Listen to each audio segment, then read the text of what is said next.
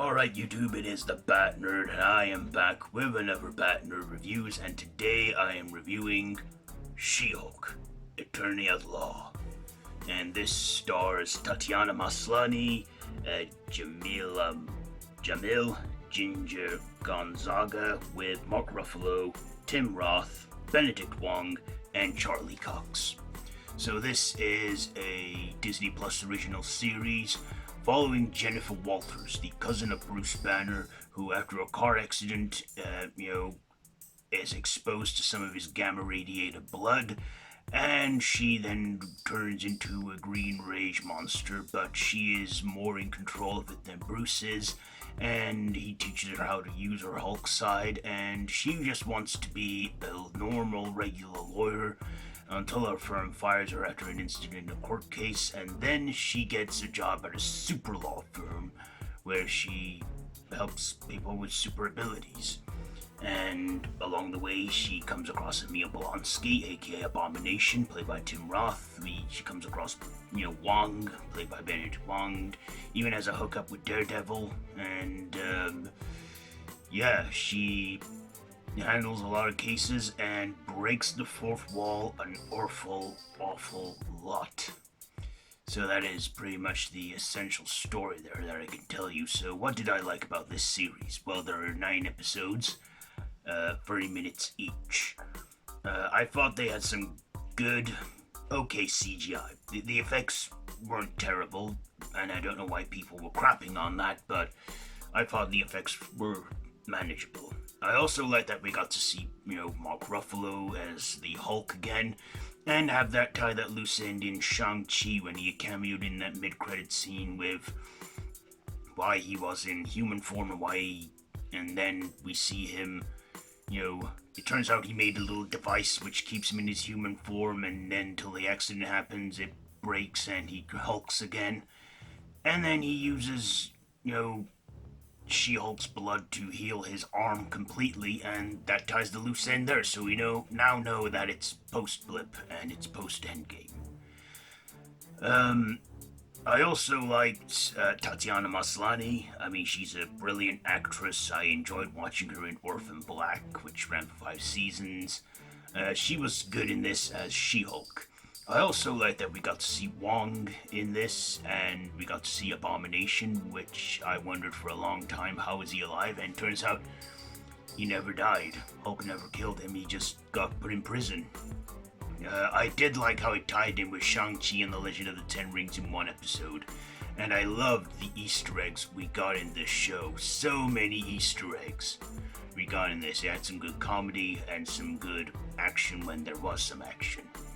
Now to the dislikes, because I do have a lot to dislike about this. Well, first of all, I like that we got Daredevil in this, and this time in action, because last time we saw him in the MCU was a cameo in Spider-Man No Way Home, and we got to see him again, this time in a brand new costume, fighting bad guys, preparing us for the revival of Daredevil Born Again, which I look forward to.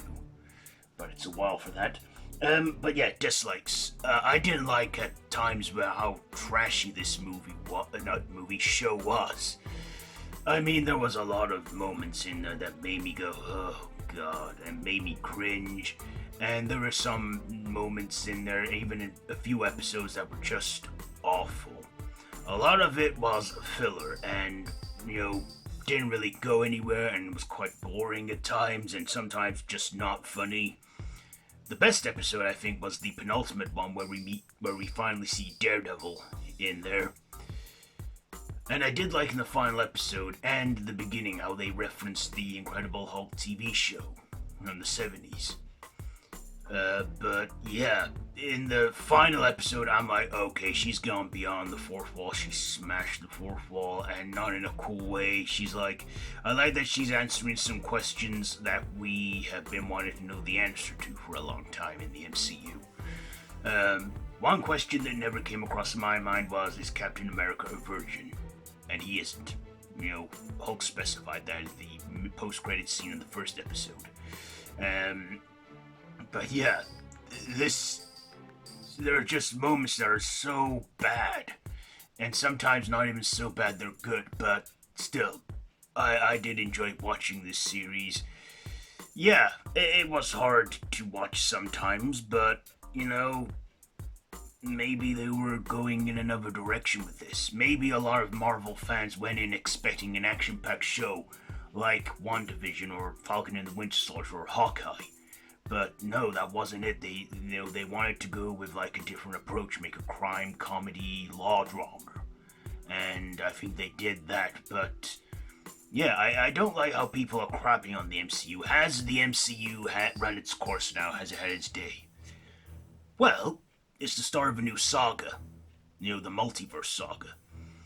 Can anyone say that when the Infinity Saga started it didn't have its flaws? Can you tell me that?